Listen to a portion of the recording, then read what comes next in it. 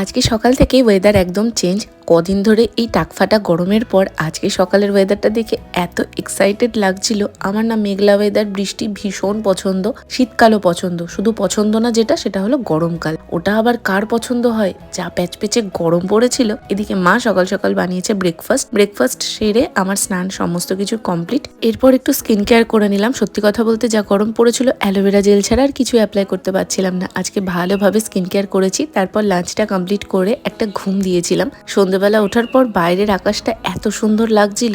এই বাড়িতে থাকলে ঘুম থেকে ওঠার পর আমার সব থেকে আগে যেটা প্রয়োজন পড়ে সেটা হলো আমার মা কোথায়। আচ্ছা, তোমাদের সাথেও কি এটা হয়? মা কোথায় সেটা একবার চোখে না দেখা অবধি স্বস্তি পড়ে না। মার সঙ্গে একটু কথা বলে ঘরে এসে আগে একটু জল খেলাম, তারপর ওদিকে মা চা করে নিয়ে এসেছে। বাইরে বেশ কালো করে মেঘ করেছে, তার সাথে বিদ্যুৎও চমকাচ্ছে। হয়তো আজকে বৃষ্টি হবে। সত্যি কথা বলতে একটু বৃষ্টির জন্য আমি একদম চাতক পাখির মতো অপেক্ষা করে আছি।